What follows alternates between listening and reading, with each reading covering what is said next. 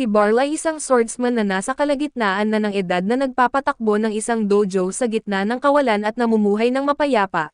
Isang araw habang siya ay nagtuturo ay lumapit ang kanyang ama at sinabi na sana ay mayroon na siyang mga apo na maaalagaan.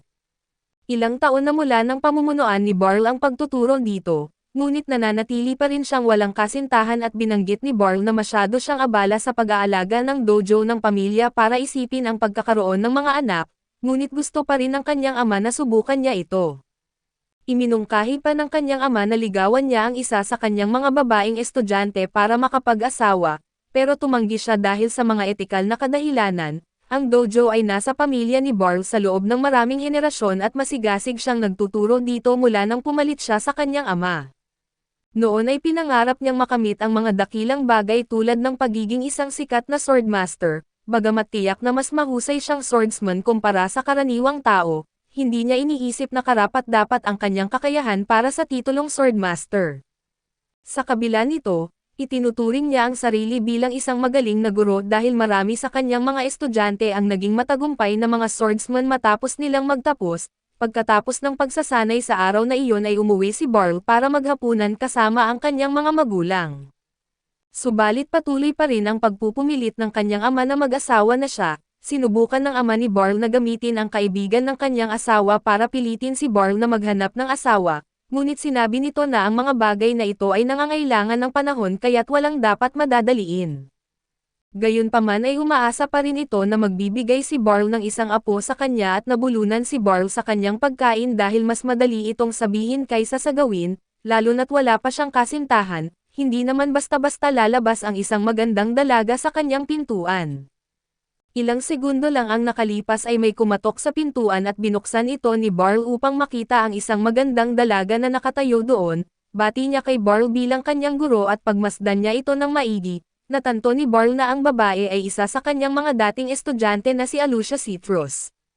Inanyayahan niya ito sa loob at inalok ng tasa ng tsaa para makapagkwentuhan sila. Naalala ni Barl na si Alucia ay isang talentado na estudyante noong siya ay kanyang tinuturuan. Ngunit hindi niya inaasahan na siya ay magiging komandante ng Royal Knight Order. Tinanong ni Barl kung bakit siya dinalaw kaya't ipinaliwanag ni Alucia na bahagi ng kanyang tungkulin bilang komandante ng mga kabalyero ay ang pagsasanay sa mga bagong recruit. Kusa niyang inirekomenda si Barl bilang isang espesyal na instructor ng espada at naaprubahan ito bilang isang Imperial Order. Dumating siya para ipaalam kay Barl ang magandang balita.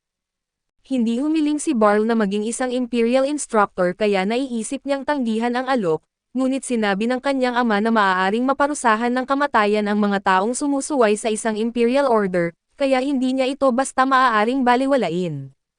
Tiniyak naman ni Alucia kay Barl na hindi siya papatayin kung tatanggihan niya ang alok, ngunit maaari siyang harapin ang malubhang kahihinatnan kung gagawin niya ito kaya't mas mabuti pang tanggapin na lang niya ito. May naghihintay na karwahe para dalhin sila sa kabisera kaya maaari na silang umalis ngayon at bukas ay ibibigay ni Alucia ang mga detalye ng kanyang bagong trabaho. Hindi makapaniwala si Barl na inaasahan ni Alucia na aalis siya agad, ngunit sumang-ayon na ang kanyang ama sa ideya kaya't binati niya si Barl ng good luck at sinabihan siyang maghanap ng asawa habang siya ay nasa kabisera. Sa katunayan ay binanggit niya na magiging magandang asawa para kay Barl si Alucia. Subalit iginiit ni Barl sa kanya na itigil ang pagbanggit ng mga bagay na iyon dahil nakakaramdam ng hindi komportable si Alucia. Mayroong malaking agwat sa edad para maging magkapareha sila nito kaso bumubulong si Alucia sa ilalim ng kanyang hininga na hindi siya tutol dito. Gayunpaman ay ayaw ni Barl na malaman kung ano ang malubhang kahihinatnan, kaya't pumayag siya sa alok at sumama sa kabisera at habang sila ay nasa loob ng karwahe, napansin ni Barl na ginagamit pa rin ni Alucia ang espada na kanyang ibinigay. Ito ay isang espada na ibinibigay ni Barl sa lahat ng mga estudyanteng nagtatapos mula sa kanyang dojo, at inalagaan ni Alucia ang kanya mula noong natanggap niya ito at natuwa si Barl na makitang pinahahalagahan niya ng husto ang kanyang regalo. Pero hindi iniisip ni Barl na ang espada ay sapat na maganda para sa isang komandante ng mga kabalyero tulad ni Alucia. Ipinaliwanag niya na maaari siyang makahanap ng mas mahusay na espada sa ibang panday, ngunit iginiit ni Alucia na ang espada na ito ang perpekto para sa kanya. Inakala ni Barl na sobrang nakakabit siya sa espada dahil bilang kanyang dating guro, naniniwala siya na ang anumang natanggap mula kay Barl ay higit na mataas, ngunit siya ay isang pangkaraniwang swordsman lamang at sa palagay niya ay hindi niya kayang maging isang espesyal na instructor. Biglang nagsalita si Alucia at sinabing siya ay nasa sabik na sa wakas ay paparating na sa kabisera ang hillbilly swordmaster. Walang ideya si Barl kung sino ang tinutukoy niya dahil hindi siya isang hillbilly at tiyak na hindi isang swordmaster, pero binanggit niya sa kanya na kilala siya sa mundo ng swordsmanship. Marami siyang nai-train na mga estudyante na naging mga alamat na mga swordsman at adventurer kaya't medyo itinuturing siyang isang buhay na alamat at bagamat hindi niya gusto ang bansag sa kanya, nakita ni Barl na interesante ang kwento subalit kumbinsido siyang si Alucia lamang ang nag-iisip na siya ay isang swordmaster. Pagdating nila sa kabisera ay ibinaba ni Alucia si Barl sa isang inn para makapagpahinga at sinabi niyang sunduin niya ito kinabukasan ng umaga. Kinabukasan ay dinala ni Alucia si Barl sa kastilyo at ipinakilala siya sa orden ng mga kabalyero. Ipinabatid niya sa lahat ng mga recruit na napakalakas ni Barl na kahit siya ay walang laban dito. Kaya dapat silang magpasalamat na mayroon silang ganitong kahusay na tao bilang kanilang guro, subalit ilan sa mga kabalyero ay hindi naniniwala na nararapat si Barl sa ganoong mataas na posisyon, at may isa sa kanila na partikular na hindi masaya tungkol dito. Makalipas ang ilang sandali ay nakikipag-usap si Barl kay Alucia sa mga pasilyo at binabati siya nito sa opisyal na pagiging isang espesyal na instructor. Sinabi niya na kailangan lamang niyang pumunta para masanay ang mga recruit na 3 o 4 na beses sa isang buwan, kaya hindi ito dapat masyadong makagambala sa kanyang karaniwang mga aralin sa dojo. Biglang may tumakbong babae papalapit kay Barl at siya ay labis na nasasabik na makita muli ang kanyang guro kaya halos hindi siya makapagpigil sa sarili. Ang pangalan niya ay Karuni at siya ay dating estudyante sa dojo ni Barl 2 taon na ang nakalipas. Naalala niya na ang pangarap niya ay sumali sa Knight's Order kaya natutuwa siya na nangyari ito, kahit na si Karuni ay isang trainee pa lamang at marami pa siyang dapat gawin bago siya maging isang ganap na kabalyero, masaya siya na muling makakapagsanay sa ilalim ni Barl. Gayon din ang nararamdaman ni Alia at sa araw ding iyon ay bumalik si Barl sa kanyang bahay kaso pagbukas niya ng pinto, natagpuan niya na isa pa sa kanyang mga estudyante ang dumalaw para bumisita. Ang pangalan niya ay Randreed at dumating siya upang ipakilala kay Barl ang kanyang asawa at bagong silang na anak. Masaya si Barl na makita na maayos ang lagay ni Randreed pero pinutol siya ng kanyang ama at sinabing hindi na dapat umuwi si Barl hanggat wala siyang asawa at anak tulad ni Randreed. Pagkatapos magtapos mula sa dojo ni Barl at si Randreed ay naging isang platinum rank adventurer, ngunit ngayon na may anak na siya ay gusto na niyang magretiro at bumalik sa nayon. Mahirap makamit ang platinum rank kaya nagulat si Barl na madali itong bitawan ni Randreed kaso sa muli, mapanganib ang pagiging adventurer kaya't marahil ayaw niyang ipagsapalaran ito habang may anak siyang kailangang alagaan, habang nandito ay nangako si Rand na gagawin niya ang lahat upang pamahalaan ang dojo.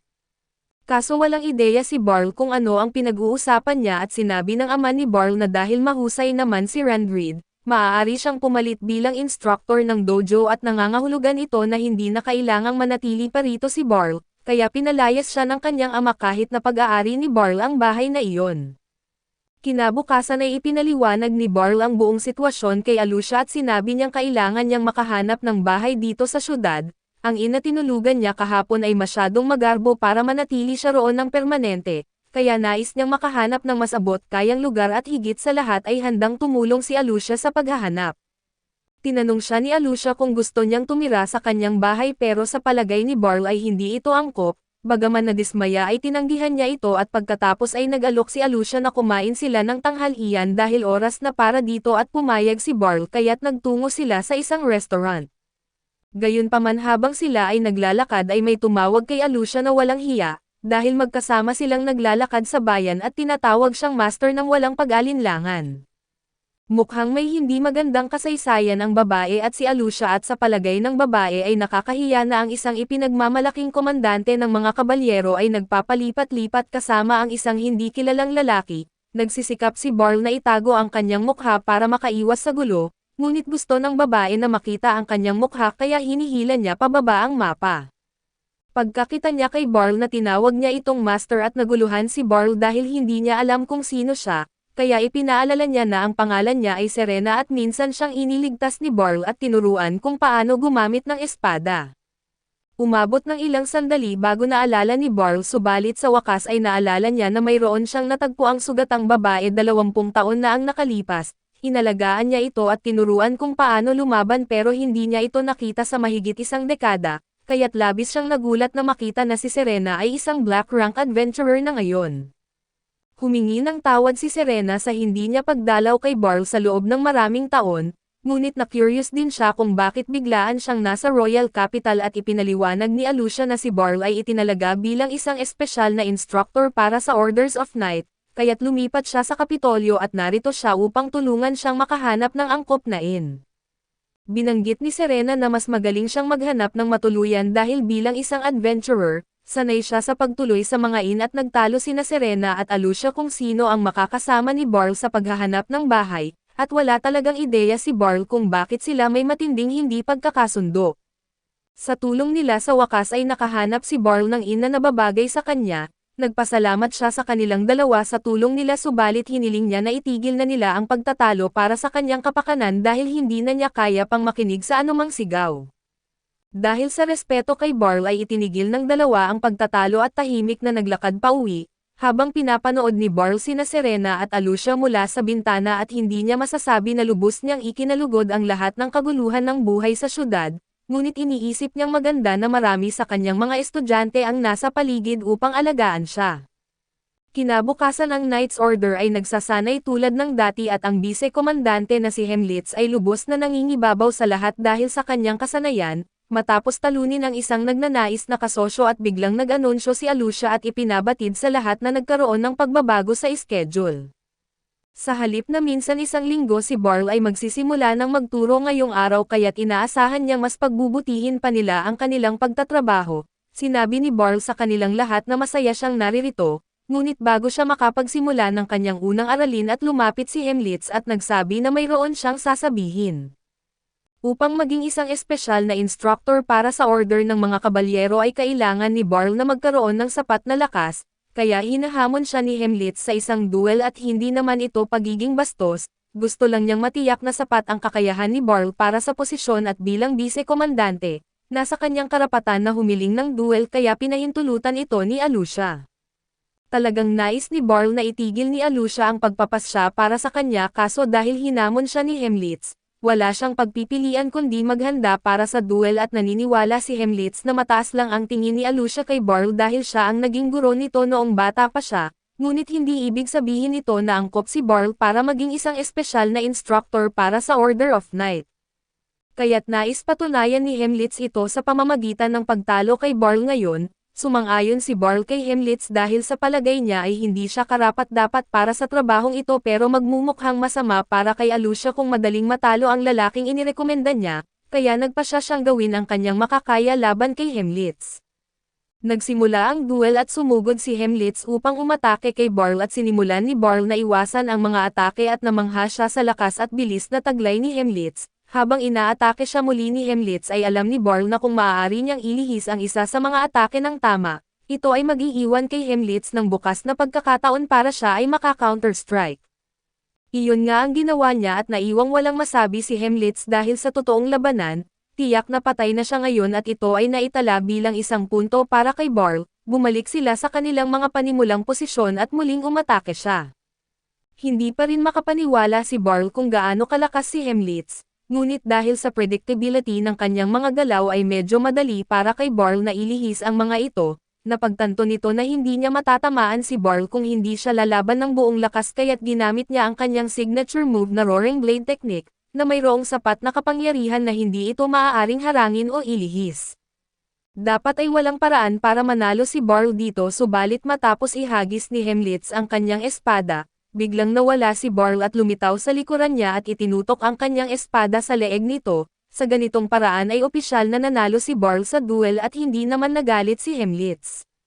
Sa halip ay namangha siya sa ipinakitang kasanayan ni Barl at humingi ng tawad sa kanyang naunang pagiging bastos. Kalaunan ay nagdaos siya ng isang party upang tanggapin si Barl bilang bagong instructor, ngunit talagang gusto niyang malaman kung paano na-counter ni Barl ang kanyang signature spin move. Ipinaliwanag ni Barl na ang ginawa niya ay sumabay lamang sa pag-ikot nito na siyang dahilan kung bakit siya napunta sa likuran nito, pero ang paggawa nito ay mas mahirap kaysa sa pagpapaliwanag ni Barl at sa kabila nito, sabik si Hemlitz na magsanay sa ilalim ni Barl at gayon din ang iba pang mga kasamahan. Isang linggo na ang lumipas mula nang maging instructor si Barl at habang nag-e-ensayo ang dalawang kabalyero, lumapit siya para bigyan sila ng ilang payo at pinapanood niya kung paano sila lumaban at maayos naman ang kanilang paghawak sa espada, pero sa tingin niya kailangan pa nilang pagtuunan ng pansin ang distansya nila. Ipinakita niya na kapag masyado kang nakatutok sa espada ng kalaban, maaari siyang makalapit sa iyo nang hindi mo napapansin na baka hindi ito mukhang malaking bagay pero sa totoong laban, kalahating hakbang lang ang maaaring maging dahilan ng panalo o pagkatalo. Akala ni Barl simpleng payo lang ang ibinigay niya sa kanyang mga estudyante, pero sa mga tingin nila sa kanya parang nakarinig sila ng pinakadakilang aral sa buong mundo, simula nang makipagduelo si Barl kay Henblitz at itinuturing na ng mga kabalyero na parang ginto ang bawat salitang sinasabi niya, at aminado si Barl na naging mas madali ang trabaho niya dahil dito. Pagkatapos ng ensayo para sa araw na iyon ay umupo si Barl para magpahinga at binigyan siya ni Henblitz ng tuwalya para ipunas sa kanyang pawis. Makalipas ang ilang minuto at lumapit si Karuni kay Barl at tinanong siya kung may balak siyang gawin pagkatapos nito. Wala namang plano si Barl kaya't inalok siya ni Karuni na ipasyal sa bayan at nang maisip ni Barl, napagtanto niyang hindi pa nga niya nasisilip ang ball train kaya't tinanggap niya ang alok ni Karuni at dali-dali itong tumakbo para magpalit ng damit. Samantala ay abala si Alucia sa pakikipagpulong sa mga opisyal ng kaharian para iulat ang kalagayan ng hanay ng mga kabalyero, lalo na tungkol sa bagong espesyal na instructor na kamakailan lang nilang kinuha at tiniyak ni Alucia sa kanila na nalampasan ni Barl ang lahat ng inaasahan, dahil wala na silang ibang dapat pag-usapan at natapos na rin ang pulong.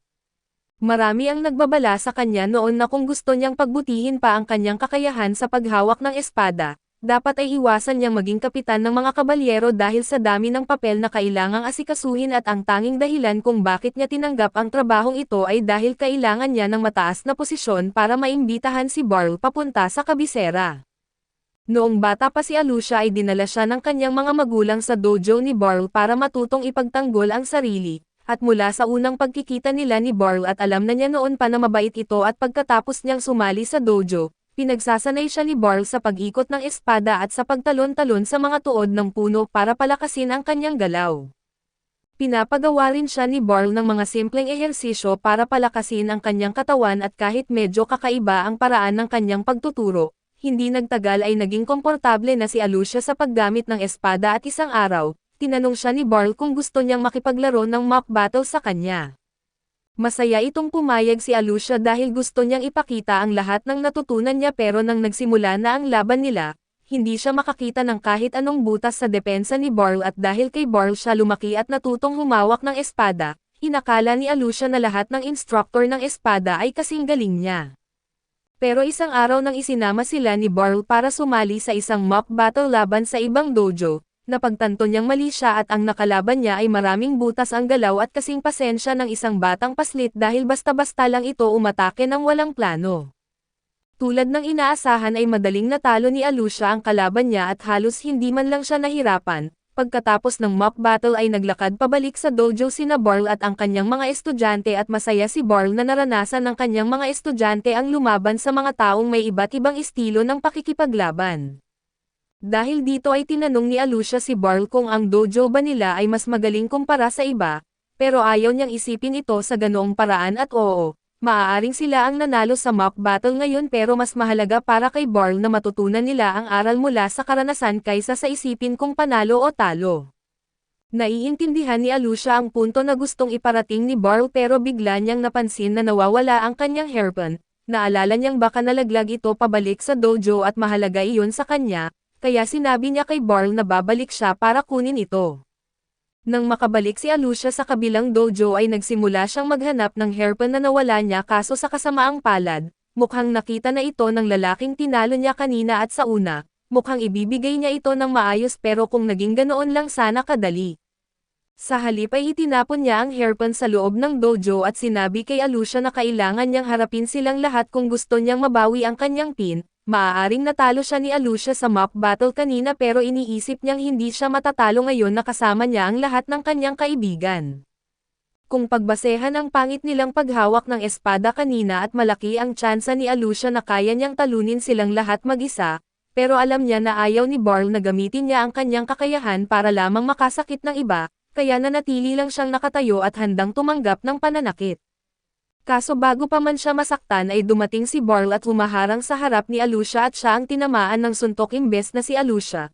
Hindi siya nasaktan pero medyo nakaramdam pa rin siya ng kirot, kaya tinanong niya ang mga lalaki kung ito ba talaga ang gusto nilang gawin sa pamamagitan ng kanilang pagsasanay sa espada. Hindi pa rin maintindihan ng lalaking siga kung bakit mali ang ginagawa niya kaya't sinubukan niyang masaktan si Barl sa ulo, pero madaling umiwas si Barl at sa isang mabilis na galaw at nabitawan ng siga ang kanyang espada. Sunod-sunod niyang pinagharang ang mga atake ng mga kaibigan ng siga subalit bago pa lumala ang sitwasyon ay dumating ang master ng dojo. Narinig niya ang kaguluhan at dali-daling pumunta roon at labis siyang nadismaya nang makita ang kanyang mga estudyante na kumikilos ng ganoon kabastos. Napaluhod ang master ng dojo at taos-puso na humingi ng paumanhin kay Barl at nangakong hindi na mauulit ang ganoong insidente. Magkasamang naglakad pauwi sina Barl at Alucia at ipinaliwanag niya na nakaramdam siya ng hindi magandang kutob nang bumalik si Alucia para kunin ang kanyang hairpin, kaya sinundan niya ito para masigurong ligtas siya.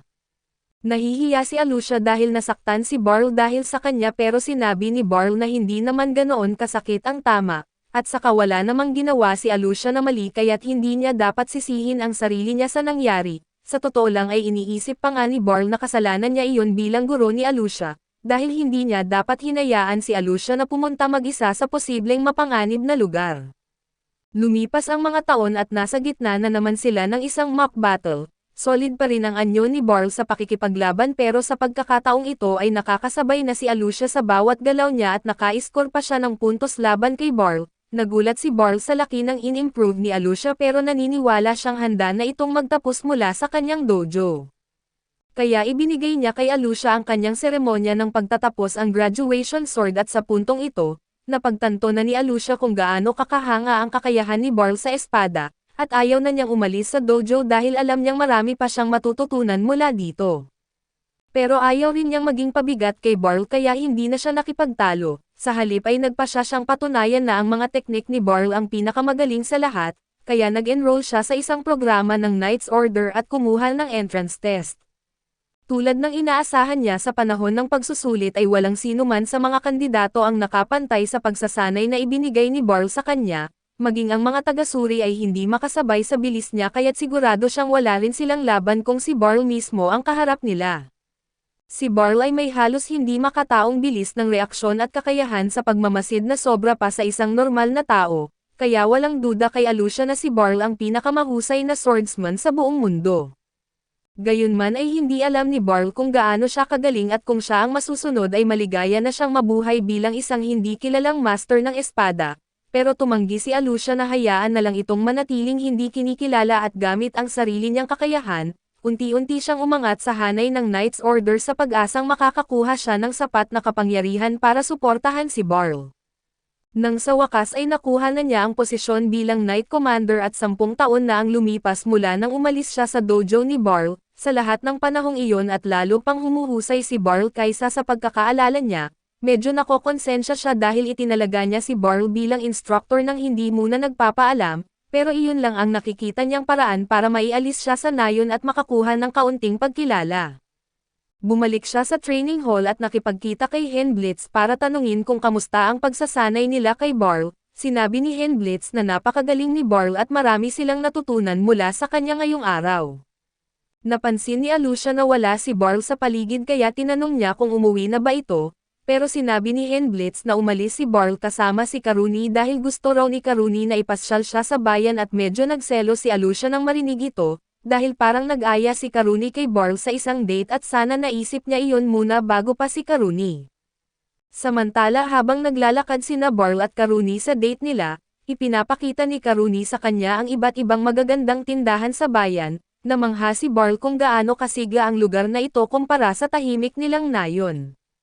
Nagtaka lang siya kung bakit dinala siya ni Karuni sa Western District, dahil karamihan sa mga sikat na pwedeng pasyalan tulad ng simbahan at palasyo ay nasa Northern District. Sinabi ni Karuni na tama siya pero kapag matagal ka nang nakatira sa lungsod, palagi mo na kasing nakikita ang simbahan at palasyo kaya nakakasawa na rin ito. Pero inaamin ni Barl na inaabangan pa naman niyang makita ang mga iyon at habang naglalakad sila sa palengke, may narinig si Barl na tumatawag sa kanya at paglingon niya ay nakita niya ang isang babae na papalapit sa kanya.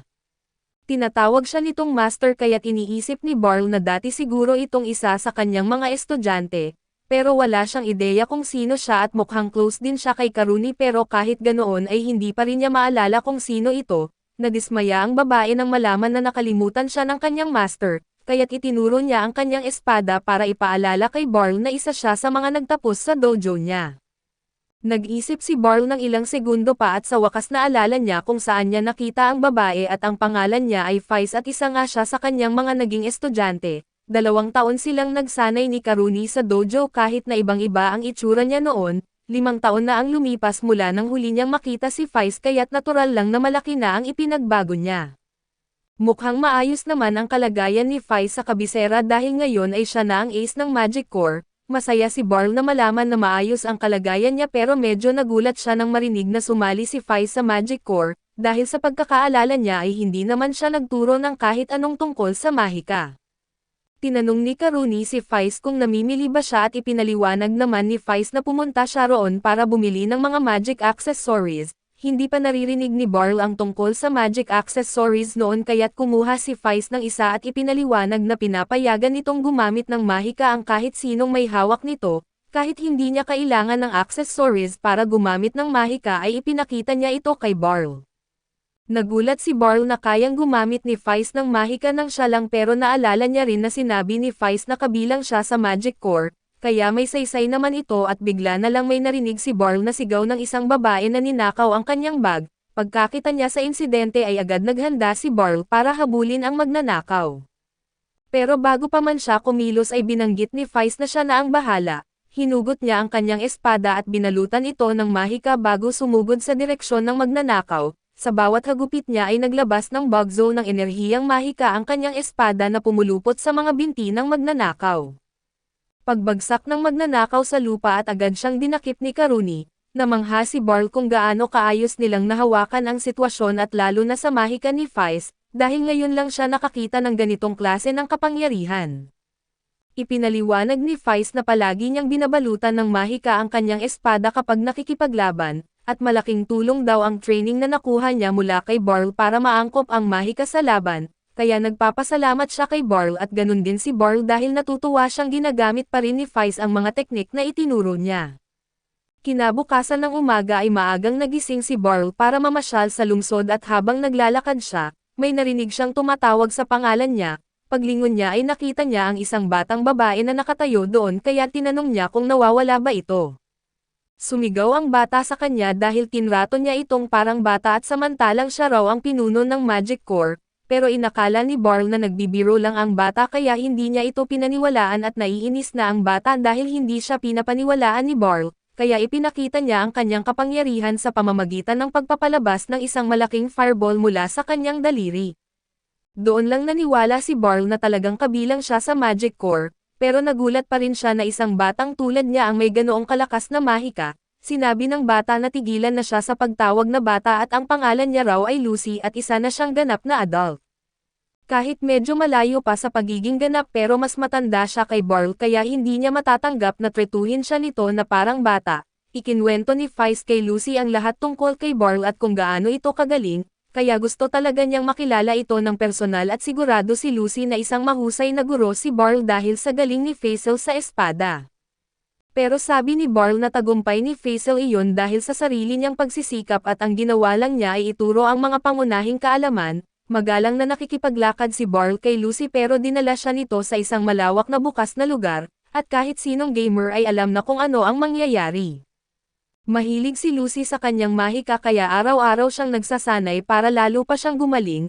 Ang problema ay wala siyang makitang karapat-dapat na makasparring niya pero dahil isa raw si Barl sa mga maalamat na master ng espada, iniisip niyang magiging magandang kalaban si Barl para sa kanya.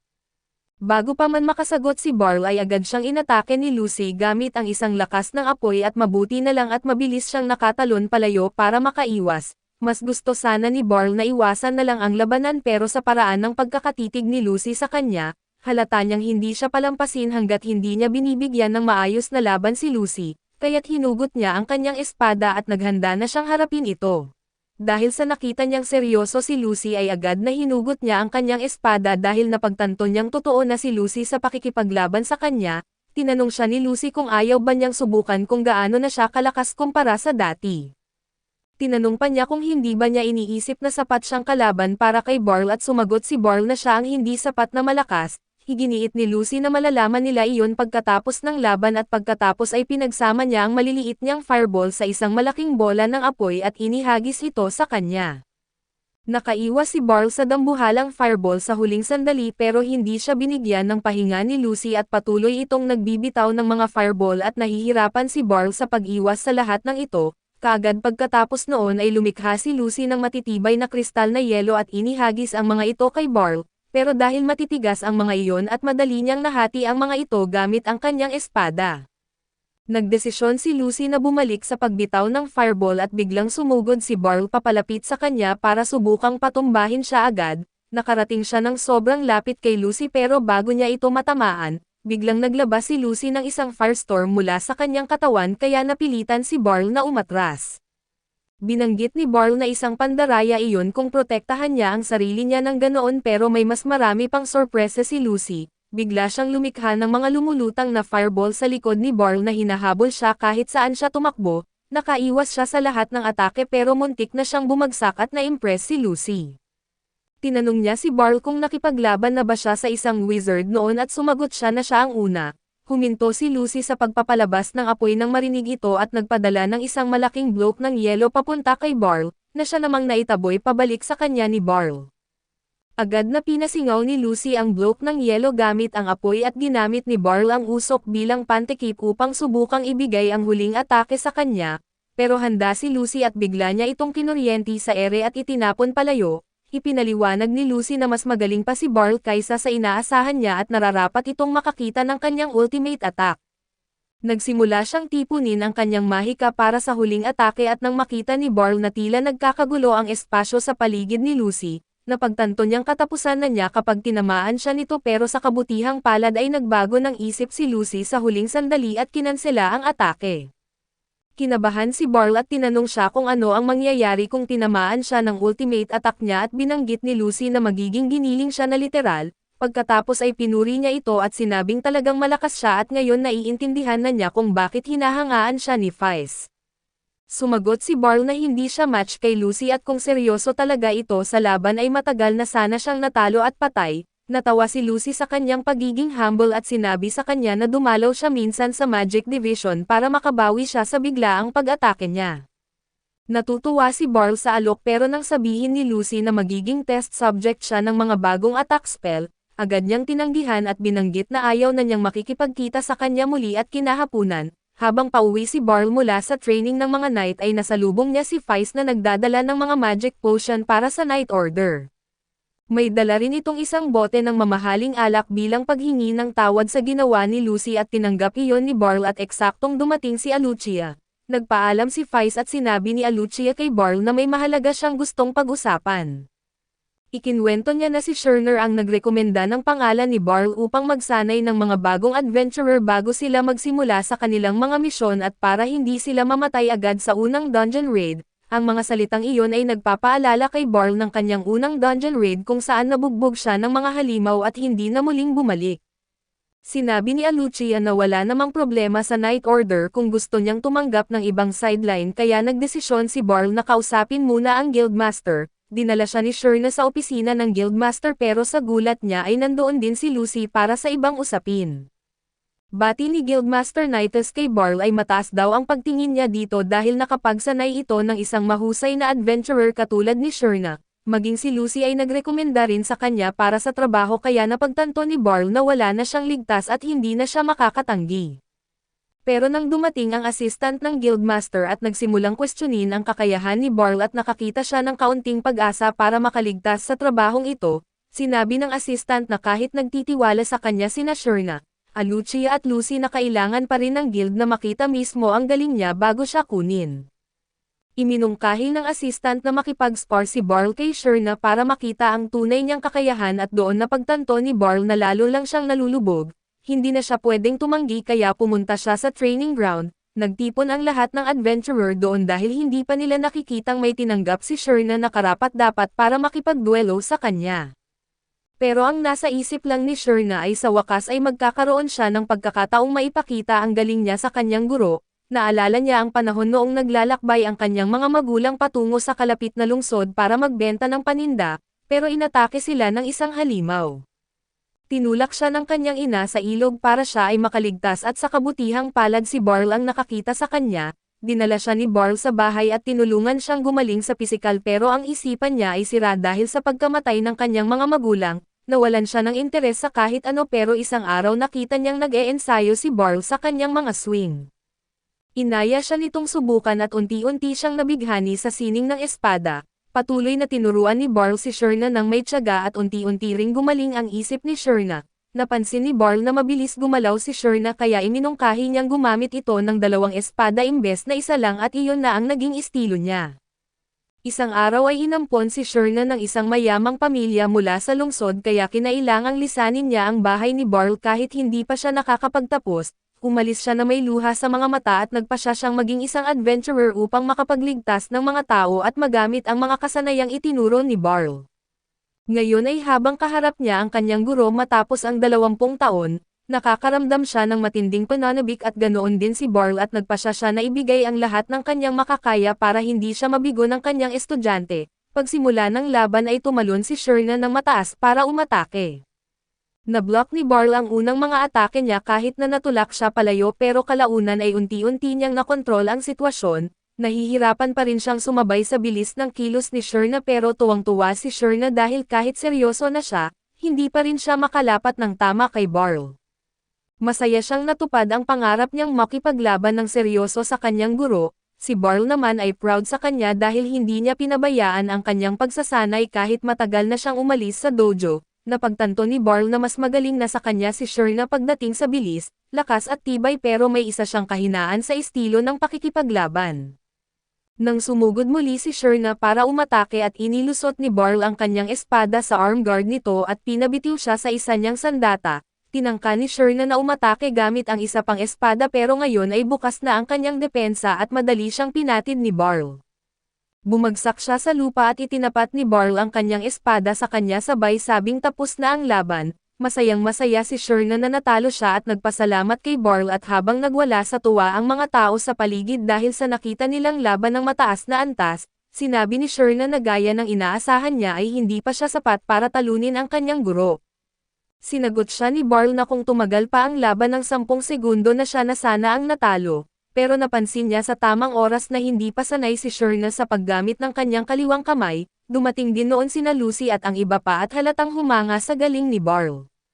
Humingi ng paumanhin ang assistant dahil sa pagdududa niya sa kakayahan nito at sinabi ng guildmaster na dapat na siyang magsimulang magturo sa mga bagong adventurer sa lalong madaling panahon. Noon lang napagtanto ni Barl na hindi na sana niya ipinakita ang kanyang galing dahil ngayon, wala na siyang kawala sa trabaho. Kinabukasan ay pinangunahan ni Barl at Sherna ang isang grupo ng 3 baguhang adventurer sa isang beginner level na dungeon. Kahit kinakabahan ang mga bago at matagumpay nilang na-explore ang dungeon at napatay ang mga goblin na kanilang nakita. Hindi na kinailangan ni Barl na turuan pa sila ng anuman at kontento na siya roon, pero habang palabas na sila sinabi ni Sherna na tila kakaiba na sobrang kaunti lang ang halimaw sa loob ng dungeon. Biglang sumabog ang monster detecting device ng mga adventurer pero hindi nila ito masyadong pinansin at nagpatuloy sila palabas. Napansin ni Barl ang presensya ng isang napakalakas na halimaw sa labas pero hindi siya nakaalerto agad kaya inatake ang isa sa mga bagong adventurer ng isang griffin. Nagmadaling lumabas sina Barl at Sherna at nakita nilang buhay pa ang baguhan sa kabila ng kanyang mga sugat. Ngunit ang mas nakababahala na balita ay kaharap nila ngayon ang isang napakadelikadong S-rank na halimaw. Minura ni Barl ang kanyang kapalaran dahil nakapagdala siya ng napakalakas na halimaw sa unang araw ng kanyang trabaho. Tinanong niya si Sherna kung may dala ba itong potion at sumagot si Sherna ng oo. Laking tuwa ni Barl at inisip niya na habang hinahadlangan ni Sherna ang halimaw na maaari niyang gamutin ang sugatang baguhan, iniunat niya ang kanyang kamay para humingi ng potion kaso inakala ni Sherna na gusto lang niyang etag siya kaya ginawa niya iyon at sinabi kay Barl na sang-ayon siya na mas mabuting ang isang master na tulad niya ang lumaban sa halimaw. Agad na tumakbo si Sherna upang iligtas ang bata at naiwan si Barl na naguguluhan at gayunpaman, wala siyang oras para linawin ang kalituhan dahil biglang umatake ang Griffon at mabilis niya itong naiwasan. Pamwesto si Barl na napagtanto na wala na siyang ibang pagpipilian kundi lumaban. Paulit-ulit siyang inaatake ng halimaw gamit ang mga kuko nito at unti-unti siyang napapalayo habang pinipilit niyang e-parry ang mga atake. Bigla niyang nakita ang isang pagkakataon at tinataga ang binti ng halimaw, ngunit napakatigas nito para sa kanyang espada at napagtanto niyang siguradong mamamatay siya kung matamaan siya ng kahit isang atake.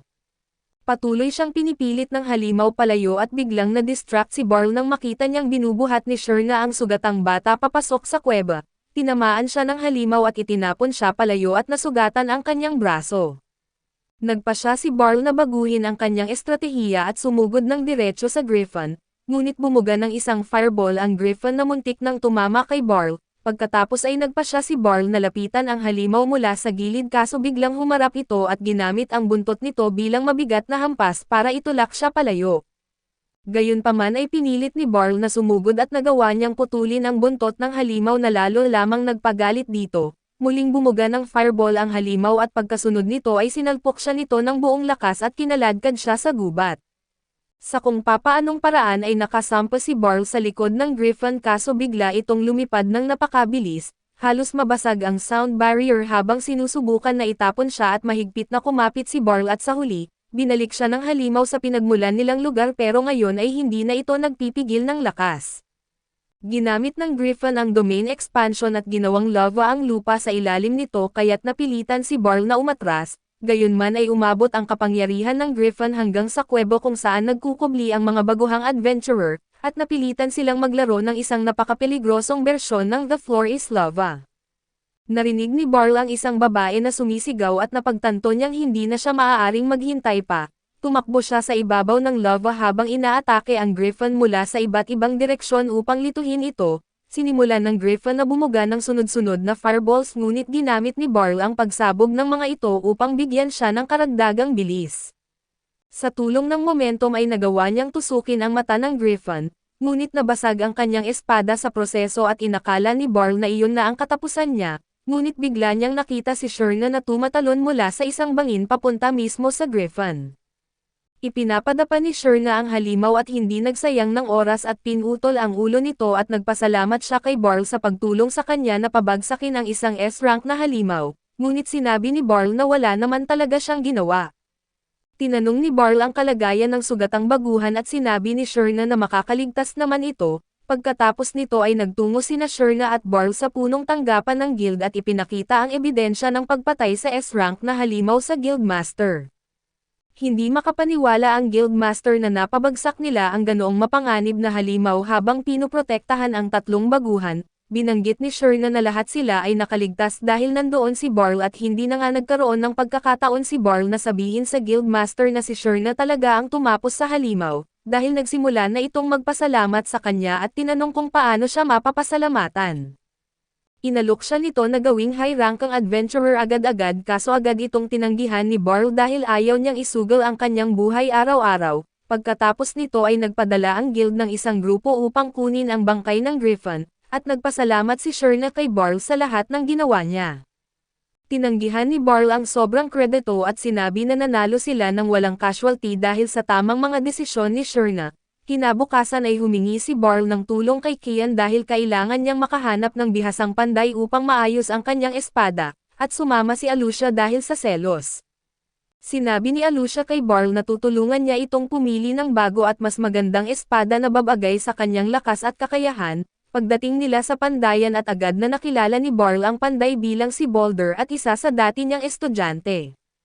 Pati si Boulder ay nagulat na makita ang kanyang guro matapos ang mahabang panahon, at si Alucia naman ay nagulat na kahit ang mga taong pwedeng ituring na mga tito ay natuto kay Barl. Ipinaliwanag ni Barl na si Boulder ang nag-iisang estudyante niya na mas matanda pa sa kanya. Nais kasi nitong gumawa ng mas magagandang espada kaya sumali siya sa dojo upang matutunan kung paano talaga ginagamit ng isang swordsman ang espada. Dagdag pa ni Barl na natutuwa siyang makita na natupad ni Boulder ang pangarap nitong magkaroon ng sariling pandayan, at taos pusong nagpasalamat si Boulder sa kanya. Tinanong ni Boulder kung ano ang sadya nila at sinabi ni Kian na gusto niyang ipaayos ang kanyang short sword. Sinulyapan lang ito ni Boulder at sinabi na masyado na itong sira para ayusin at mas mabuti pang bumili siya ng bago. Nagulat si Alucia dahil hindi naman daw marahas gumamit ng espada si Kian. Tinanong ni Barl si Kai kung ano ang pakiramdam niya kapag hawak niya ang espada at ipinaliwanag nitong magaan at maginhawa ito sa kamay. Agad na naintindihan ni Barl at Boulder na hindi akma ang short sword kay Kai dahil hindi niya nararamdaman ang bigat ng kanyang sandata. Iminungkahi ni Barl na subukan niya ang mas malaking espada at nagustuhan naman ito ni Kian kaya napagpasyahan niyang bilhin ito. Pagkatapos at nagsimula ng maghanap si Barl ng espada na babagay sa kanya, at iminungkahi ni Alucia na magpagawa na lang siya ng custom-made na espada.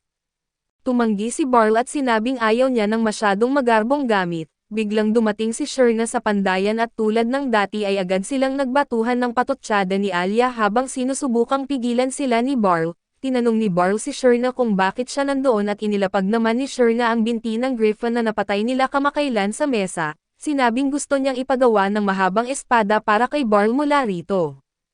Binanggit ni Barl na hindi niya matatanggap iyon dahil si Sherna ang pumatay sa halimaw, ngunit tumanggi si Sherna na pakinggan ang paliwanag niya at iginiit niya na nawala ni Barl ang kanyang espada dahil sa kanya, kaya siya dapat ang magbigay ng kapalit.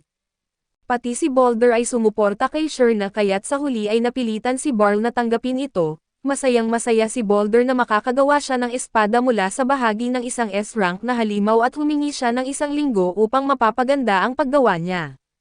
Wala namang problema si Barl sa oras na iyon at sinabi niyang oras na para umalis sila sa pandayan, ngunit biglang humiling si Kyrene na turuan siya ni Barl kung paano gamitin ang malaking espada ng maayos. Dinala siya ni Barl sa training grounds at tinuruan kung paano ihataw ang espada nang hindi natatalo ng bigat nito.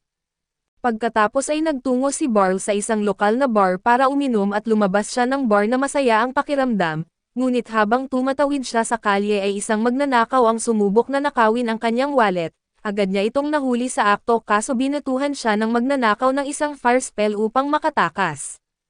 Tumakbo ang magnanakaw papunta sa hideout ng isang lokal na gang at ibinigay ang lahat ng pera na nanakaw niya noong araw na iyon. Nadismaya ang mga gangster dahil mas kaunti ito kaysa dati at nagreklamo sila na tamad siya. Ngunit alam ng kanilang boss na hindi niya iyon gagawin dahil kailangan niyang patunayan ang sarili niya. Nanatiling tahimik ang batang babae na si Mui habang nagaganap ang usapan, ngunit napagtanto niya na nawala niya ang kanyang pendant at ito ay napulot ni Barl.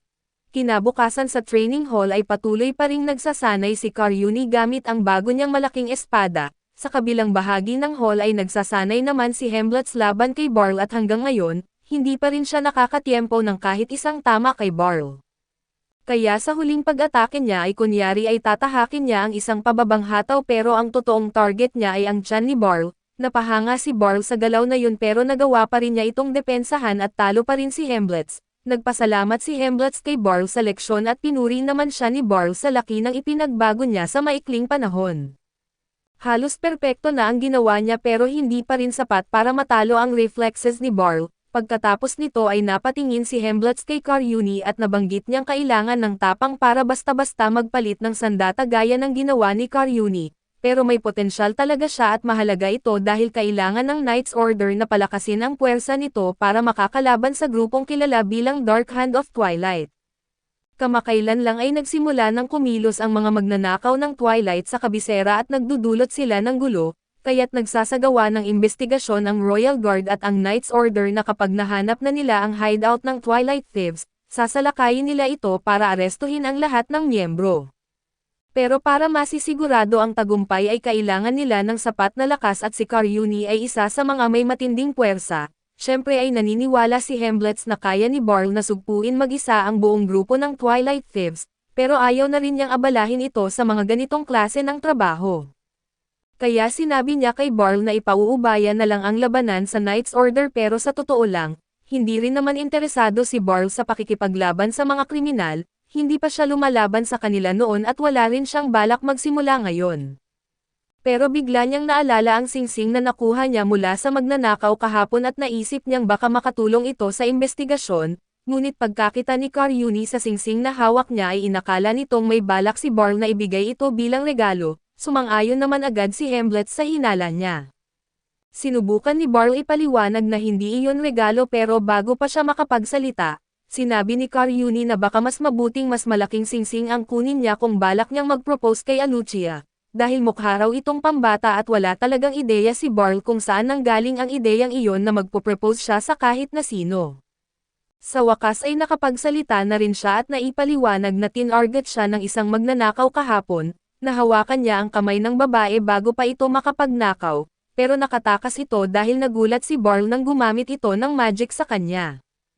Para sa kanya ay parang kakaiba ang kwentong ito dahil kung marunong ang babae ng magic, bakit kailangan pa niyang magnakaw at bihira ang may kakayahang gumamit ng magic? Sa totoo lang kahit sino na may kakayahang gumamit ng mahika ay pwedeng sumali sa Magic Institute ng libre at sagot na rin ang lahat ng gastusin nila habang nag-aaral.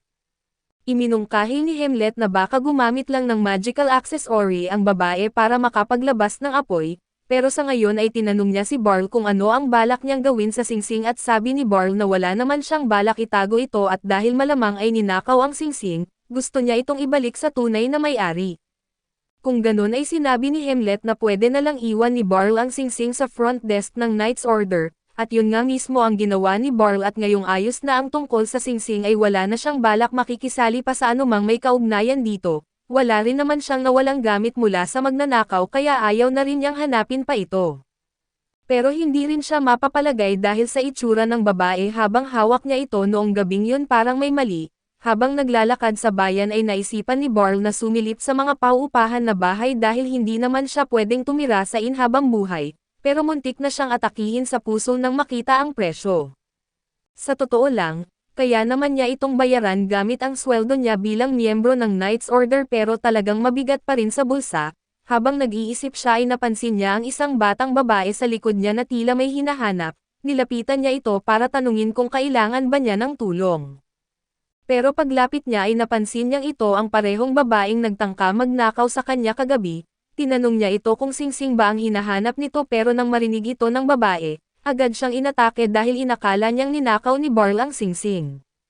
Pinapakalma ni Barl ang babae at sinabing ayaw niyang gumawa ng eksena at una, ipinaliwanag niya na nai-turn over na niya ang singsing sa front desk ng Knight's Order kaya wala na ito sa kanya at alam niyang hindi basta-basta makakapasok sa loob ang babae para kunin ito. Pangalawa ay tinanong niya kung ninakaw ba talaga ng babae ang singsing dahil kung hindi bakit sobrang importante ito sa kanya. Sagot ng babae ay hindi niya ninakaw ang singsing at para kay Barl at sapat na ang sagot na iyon, kaya niyaya niya ang babae na sumama sa kanya para mabawi nila ang singsing na medyo nag-aatubili si Mui na sumama, pero binanggit ni Barl na mahihirapan siyang patunayan na kanya talaga ang singsing kung mag-isa lang siya.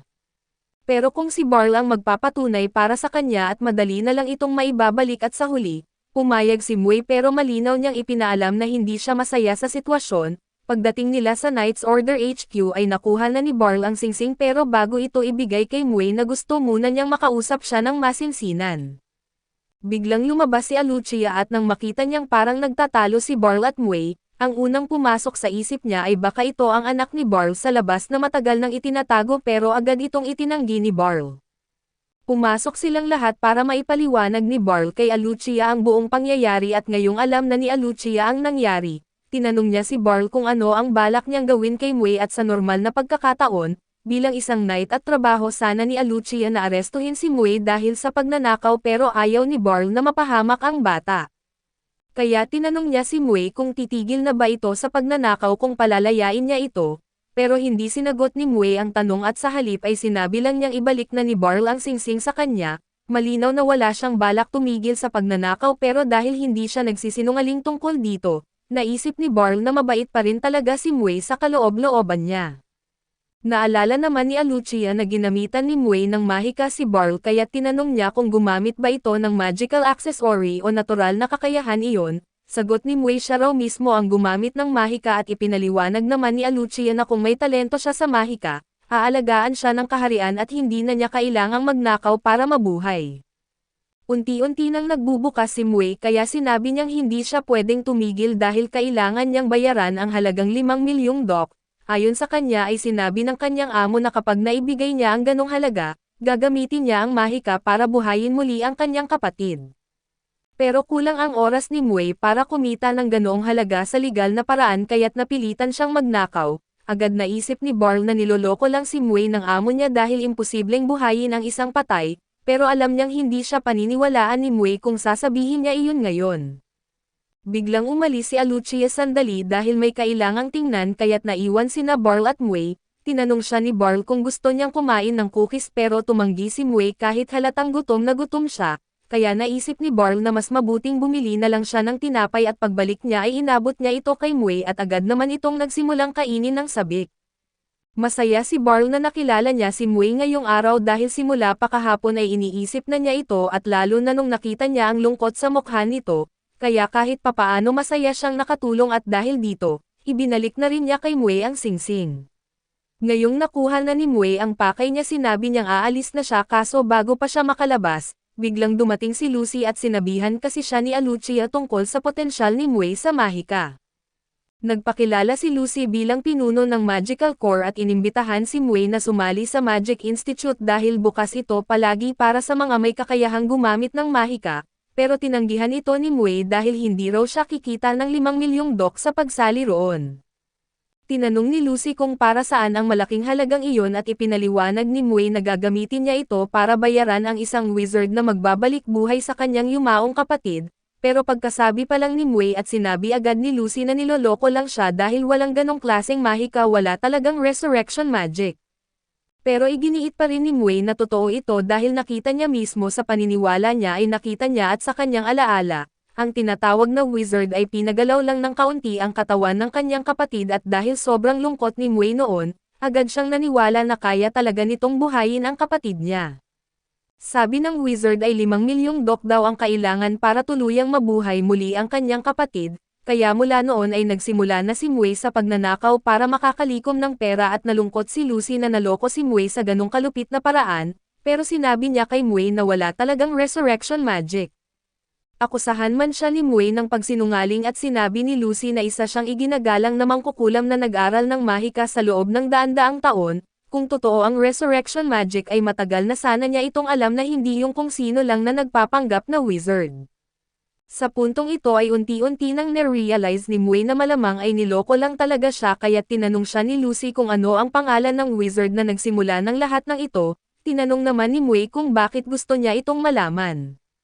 Ipinaliwanag ni Lucy na balak niyang harapin ang taong iyon para alamin kung nagsisinungaling ba ito tungkol sa resurrection magic o hindi. Kung sakaling totoo ang sinasabi ng lalaki ay nangangako si Lucy na siya na mismo ang magbabayad ng 5 milyong dok para maibalik ang buhay ng kapatid ni Mui. Pero kung nagsisinungaling ito at ibig sabihin ay nilapastangan niya ang kaluluwa ng kapatid ni Mui at hindi niya papayagan na makalusot iyon, ibinunyag ni Mui na ang pangalan ng lalaki ay Twilight at iyon din ang pangalan ng pinuno ng Twilight Thieves, kaya't sinabi ni Lucy kay Mui na samahan siya ngayon din papunta sa kanya.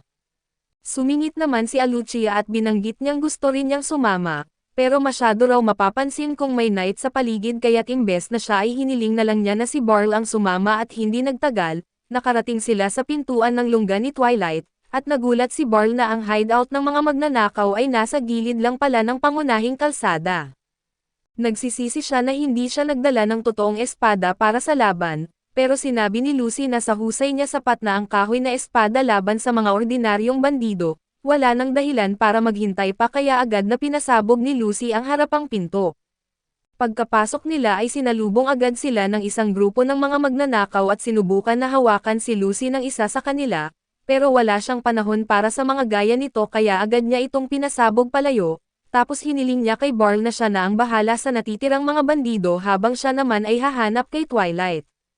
Napansin ng mga magnanakaw si Mui sa likod ni Barl at naisip nilang siya ang nagturo sa kanila kaya't sinubukan siyang saksakin ng isa sa kanila, pero mabilis na tinamaan ito ni Barl sa lalamunan gamit ang kahoy na espada.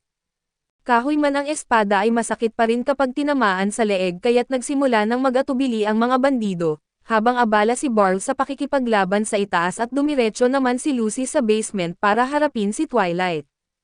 Pagkakita pa lang sa kanya ay agad gumamit si Twilight ng magic accessory para buhusan si Lucy ng mga yelo, pero isa siyang master mage kaya't hindi siya basta-basta matatalo sa ganon, tinunaw niya agad ang yelo at nagpapatuloy ang kanyang paglapit. Pero may iba pang magic accessories si Twilight na nakatago at gumamit siya ng telekinesis para buhatin si Lucy sa ere, at doon niya naisip na ito siguro ang ginamit ni Twilight para maloko si Mui. Inamin ni Twilight na ginamit nga niya ang telekinesis para igalaw ang katawan ng kapatid ni Mui at nagkunwaring necromancy iyon. Hanggang ngayon ay natatawa pa rin siya sa pagiging madaling maniwala ni Mui sa sinasabi niyang kaya niyang bumuhay ng patay.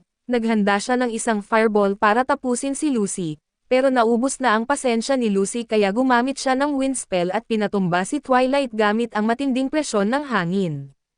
Samantala sa itaas ay katatapos lang ni Barl talunin ang karamihan sa mga magnanakaw, pero may isa pang tumayo ulit at sinumbatan si Mui na isa raw siyang walang utang na loob sa lahat ng ginawa ni Twilight para sa kanya. Nagalit si Barl kaya tinamaan na naman niya ito sa lalamunan at nawalan ulit ito ng malay.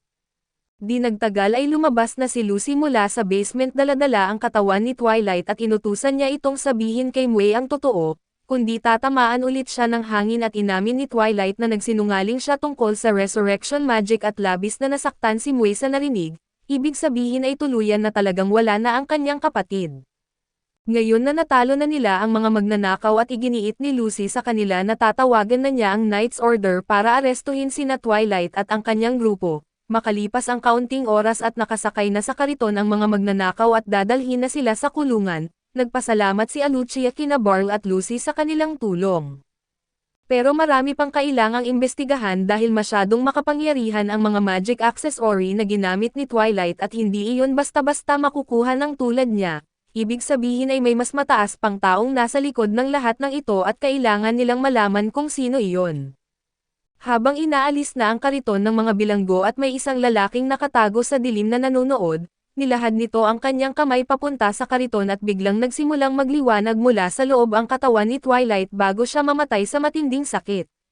Makikita kalaunan ang lalaking ito na nag-uulat sa kanyang amo at tagumpay raw nilang pinatahimik si Twilight gamit ang magic device na inilagay nila sa katawan nito, kaya wala nang panganib na mabunyag ang kanilang mga plano. Masaya ang papa sa balita dahil balak niyang gamitin ang mga bangkay na inipon ni Twilight para lumikha ng himala gamit ang sarili niyang mga kamay, at hindi niya hahayaang may humadlang sa kanya. Kinabukasan matapos masanay ni Barl ang mga kabalyero ay lumapit sa kanya si Alucia at pabulong na sinabing kailangan nilang mag-usap ng private. Dinala siya nito sa kanyang opisina kung saan isiniwalat niya na namatay si Twilight at ito ang salamangkero at habang dinadala nila ito sa kulungan. Natagpuan nila ang mga bahagi ng isang mahiwagang aparato sa loob ng katawan nito na naging dahilan ng pagsabog niya. Sa ngayon ay iniimbestigahan pa ito ng mga kabalyero sa tulong ng Magic Corps. Nagulat si Barl sa balita at nalaman niya rin na walang alam ang tauhan ni Twilight tungkol sa kung saan dinala ang mga nakapreserbang bangkay. Para kay Barl ay talagang nakakahinala ito at ngayon ay kumpirmado na tama si Lucy nang sabihin nitong mayroong kumokontrol kay Twilight na parang isang puppet. Pagkatapos noon ay pumunta si Barl sa tindahan ni Boulder kasama si Kai at natapos na ng punong panday ang paggawa ng espada gamit ang binti ng Griffon para kay Barl. Namangha si Barl sa espada pero iniisip niyang baka masyado itong maganda para sa isang matandang katulad niya, ngunit pinaalalahanan siya ni Kearney na bagay ito sa kanya at sabik na itong makita kung gaano ito kaepektibo. Sinabi ni Barl na susubukan nila ito agad pagdating sa training grounds pero paglabas nila ng tindahan, nadatnan nila si Lucy na naghihintay sa kanila at sinabi nito kay Barl na kailangan nilang mag-usap ng private, kaya sinabi ni Barl kay Kai na ipagpapaliban muna ang pagsubok sa espada. Dinala ni Lucy si Barl sa malaking mansion nito at tinanong siya ni Barl tungkol sa balita kay Mui at sagot ni Lucy, sinusubukan pa rin niyang hikayatin si Mui na pumasok sa Magic Academy pero hindi ito madaling gawin. Pagkapasok nila sa loob ay napansin ni Barl ang isang hindi pamilyar na mukha. Ipinakilala ito ni Lucy bilang si Ibroy na isang pari mula sa simbahan ng Sentinel. Alam ni Barl na ang simbahan ng Sentinel ay relihiyon ng kanilang karatig bansa kaya't nagtaka siya kung bakit may pari roon. Pinaliwanag ni Lucy na lahat ng gamit na mahika na hawak ni Twilight ay galing sa bansang Sphene, at sinabi naman ni Ibroy na ang taong nagbigay ng mga ito kay Twilight ay si Bishop Previous at dagdag pa ni Ibroy, pinakolekta rin ng Bishop si Twilight ng mga bangkay kapalit ng mahika na kagamitan. Ngayon ay malinaw na si Bishop Previous ang pinagsisilbihan ni Twilight sa buong panahon, Nagtaka si Barl kung bakit kailangan ng isang obispo ng mga bangkay at sinabi ni Ibroy na ito ay para sa himala ng Sian. Ipinaliwanag ni Lucy na sa Spion tinatawag nilang milagro ang mahika. Ayon kay Ibroy sa lahat ng mga milagro ang pinakadakila ay ang muling pagbuhay sa mga patay, ngunit sinasabing tanging ang kanilang Diyos lamang ang nakagawa nito kaya't maraming tao ang naniniwalang isa lamang itong alamat. Ikinwento ni Ibroy na si Bishop Previous ay nagsasagawa ng pananaliksik tungkol sa milagro gamit ang mga bangkay, gayunpaman ay hindi ganoon kadali na pigilan siya sa ngayon dahil nasa kaharian siya at sabi ni Lucy, ipinatawag na siya ng Night Order upang tumstigo para sa isang kaso. Umaasa siyang susunod ito sa utos ng mapayapa at dahil kung tumakas siya pabalik sa kanyang bansa, wala silang magagawa ng hindi nagdudulot ng tensyon sa pagitan ng dalawang bansa. Nakaramdam ng kaba si Barl tungkol sa patutunguhan ng lahat ng ito at kinumpirma ni Ibroy ang kanyang hinala na kung tumakas si Revios, siya ang kailangang huhuli rito at sabi ni Lucy na kung ang mga kabalyero o ang Magic Corps ang kikilos, maaaring magdulot ito ng isang internasyonal na insidente. Pero si Barl ay isang freelancer kaya't pwede niyang arestuhin ang obispo nang hindi lumilikha ng malaking problema. Sinabi pa ni Lucy na aprobado rin ito ni Alucia at napagtanto ni Barl na wala na siyang ibang pagpipilian at naisip niyang kung mahuli nila si Revios, baka maibalik nila ang bangkay ng nakatatandang kapatid ni Mue at makakatulong ito sa bata upang magkaroon ng kaunting kapanatagan. Pumayag siyang tanggapin ang misyon at inihatid siya ni Lucy palabas ng mansion. Pagbukas nila ng pinto at nadatnan nilang paparating si Mue galing sa pamimili ng mga groceries at kasama ang isang katulong. Nagkaroon ng kaunting tensyon sa pagitan nila ni Barl pero sinabi ni Barl na mukhang maalaga naman si Lucy sa kanya, nainis si Mue at tinanong kung bakit sila mabait sa kanya gayong isa siyang kriminal ilang araw lang ang nakaraan, tinanong niya kung bakit sila sobrang nagmamalasakit sa kanya. Napagtanto ni Barl na naguguluhan lang si Mue sa biglaang mga pagbabago sa kanyang buhay, sinabi niya na hindi niya kailangang isipin ang mga bagay na ito dahil isa pa lang siyang bata at tungkulin ng matatanda ang alagaan ang mga bata. Dagdag pa niyang tanggapin na lang niya ang kabaitan ng mga tao sa paligid niya dahil hindi siya sasaktan o pagsasamantalahan ng mga ito. Pero hirap pa ring tanggapin ni Mue ang kabutihang ipinapakita sa kanya at sabi ni Barl na kung talagang nahihiya siyang tumanggap ng tulong, maaari na lang siyang bumawi sa pamamagitan ng pagpapakain sa kanya ng hapunan kapag siya'y lumaki na. Tinangka niyang hawakan ang ulo ni Mue pero iniiwas nito ang kanyang kamay at hindi pa siya handa sa ideya ng pagmamahal, kaya hinayaan na lang siya ni Barl at umalis na ng mansion upang maghanda para sa kanyang misyon. Kinagabihan ay pumunta si Barl sa lokal na sangay ng simbahan ng Spion at nadatnan niya si Bishop Previous na nag-iimpake na ng gamit para tumakas palabas ng bansa. Nagpa siya si Barl na pasukin ang simbahan at arestuhin siya agad, pero pinigilan siya ng kapitan ng mga bantay ng obispo. Sinubukan ni Barl na maging mahinahon at sinabing ipinatawag si Revios ng Night Order bukas, kaya dapat ay manatili ito sa kaharian ngunit sinabi ng kapitan na hindi kailangang sundin ng obispo ang kanilang mga patakaran, biglang dumating ang mas maraming bantay at binigyan sila ng kapitan ng permiso na gumamit ng milagro habang siya ay umaalis. Hinugot ng tatlong bantay ang kanilang mga espada at ginamit ang mahika upang palakasin ang kanilang pisikal na kakayahan. Wala talagang alam si Barl sa mahika na iyon dahil ngayon lang siya nakakita ng ganun at agad siyang inatake ng tatlong gwardya ng napakabilis, at hirap siyang tanggihan o salagin ang lahat ng sabay-sabay. Napagtanto niyang kailangan na niyang ibigay ang lahat kung gusto niyang manalo sa laban na ito kaya tumigil na siya sa pagpigil ng lakas, habang umaatake ang isang gwardya ay umiwas si Barl sa gilid at sinaksak ito sa tiyan gamit ang bago niyang espada na napahanga siya sa talas nito. Sumunod na umatake ang dalawang natitirang gwardya pero bigla ring may dumating na mas marami pang gwardya mula sa kabilang direksyon. Napagtanto ni Barl na delikado na ang sitwasyon niya at sa kabutihang palad ay dumating din ang mga kakampi niya. Tinamaan ng isang mahika na spell ang mga gwardya at nalaglag ang kanilang mga sandata. Dumating si Fice ang Magic Swordsman at si Kai para tumulong kay Barl. Nagulat si Barl at napamura kung ano ang ginagawa nila rito at sagot nila, nadaan lang daw sila pero siguradong alam ni Barl na palusot lang iyon. Kahit ganoon ay labis siyang nagpapasalamat dahil tinulungan nila siyang pabagsakin ang mga kalaban, bigla na namang umatake ang isang gwardya at habang binabantayan ni Barl ang atake nito, bigla namang nawala ang mahika na pampalakas sa katawan ng kalaban kaya't ito'y nawalan ng malay. Para makasiguro ay tinadyakan pa rin ito ni Barl at sumunod-sunod din ang pagbagsak ng iba pang mga gwardya dahil nawawala na rin ang mahika sa kanila. Maya-maya ay dumating pa ang mas maraming gwardya kaya't sinabi ng dalawang babae kay Barl na sila na ang bahala sa mga ito. Nagpasalamat si Barl at agad tumakbo papasok sa simbahan kung saan naghihintay si Bishop Previous at ang kapitan ng mga gwardya, habang pinoprotektahan siya ng kapitan at ginamit ni Bishop Previous ang kanyang kapangyarihan para buhayin ang mga patay sa loob ng kabaong. Isa-isang bumangon ang mga ito at pinalibutan si Barl at kasama sa mga ito ang kapatid ni Mui, habang palapit ang mga zombie ay tumakas na si Previous at ang kanyang kapitan, napamura si Barl at sinabing kabaligtaran ito ng isang himala at nag-isip siya kung lalaban ba siya pero biglang umatake ang isang zombie mula sa likod. Itinulak niya ito pero nahawakan nito ang paa niya habang palapit ang iba at pinugutan niya ito at bigla itong nagliyab sa asol na apoy at naglaho, dahil alam na niya ngayon ang kahinaan ng mga ito na madaling pinatay ni Barl ang lahat ng zombie. Ngunit pagdating sa kapatid ni Mui ay nagdalawang isip siya at pagkatapos ay tumitibay ang loob niya.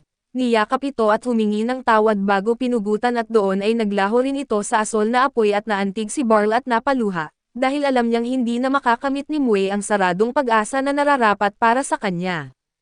Habang nagluluksa pa si Barl ay dumating ang kapitan ng gwardya at ginamit ang mahika na pampalakas sa sarili. Mabilis itong sumugod kay Barl na hindi man lang nabigyan ng pagkakataong makapaghanda at sa kabutihang palad na block ni Barl ang unang atake. Pero hirap na siyang harangin ang mga sumunod dahil mas malakas ang kalaban kaysa sa lahat ng nakalaban niya noon. Nasaksak siya sa braso kaya't umatras siya ng isang hakbang pero nagdesisyon si Barl na ituturo niya sa tao na ito na hindi laruan ang buhay ng tao. Sumugod siya pabalik at iniwasan ang atake ng kalaban at sinusugatan ang braso nito. Nagulat ang kapitan, hindi niya inaasahang may makakasugat sa kanya kahit pinalakas na siya ng mahika, kaya humugat ito ng mahiwagang punyal at sinaksak ang sarili para lalo pang tumaas ang lakas niya. Naglunsad ito ng walang awang pag-atake kay Barl na malubhang nasugatan dahil hindi niya mahaharang lahat ng atake.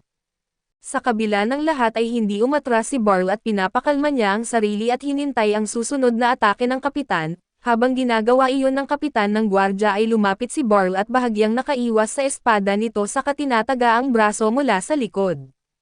Pagharap ng kapitan ay ginamit ni Barl ang galaw nito laban sa kanya at sinugatan ang dibdib. Bumagsak ang kapitan sa lupa at labis na dumudugo pero bigla itong bumangon muli at umatake ulit.